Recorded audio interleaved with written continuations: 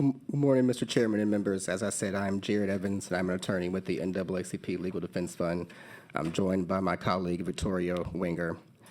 For almost 2 years now, Victoria and I have had the privilege of serving as counsel for the NAACP Louisiana State Conference and the Power Coalition for Equity and Justice, and 9 individual voters in their challenge to the current congressional map.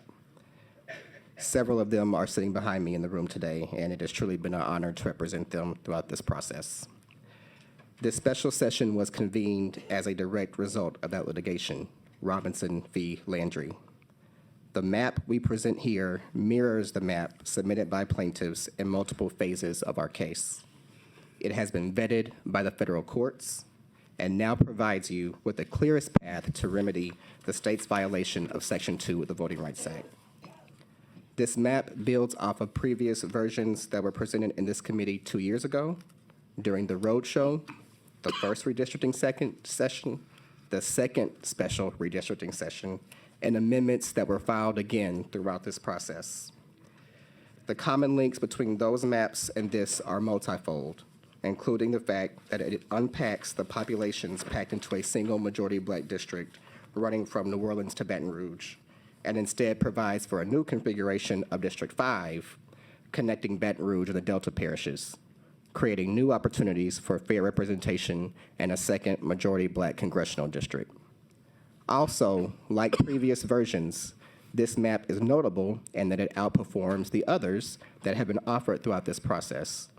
As the federal courts have acknowledged, the map offered by the Robinson plaintiffs, the map before you today, performs equal to or better than the state's enacted maps from both 2022 and 2011 in adhering to traditional and state redistricting criteria, including those embodied in the legislature's Joint Rule 21. This map has been updated from the plaintiff's map to utilize the most up-to-date precinct lines. And like its prior versions, this map once again surpasses its competitors. It has fewer parish splits than the enacted map, with only 11 compared to 15. As courts have held, there is no more fundamental unit of societal organization in the history of Louisiana than the parish. This map does not split any precincts. This map splits fewer municipalities than the enacted map. It achieves better scores on 3 quantitative measures of compactness most accepted by the courts: REOC, convex hull, and Polsby-Popper.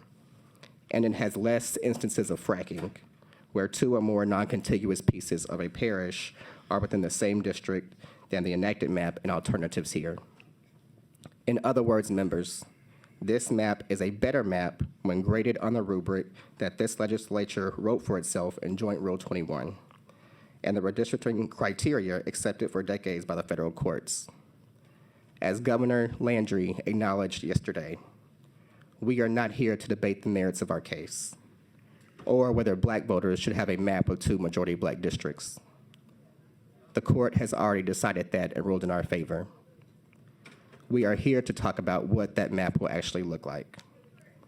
I want to thank Senators Price and Duplessis for their leadership in carrying this map and their commitment to a fair process and true representation for black residents in this state.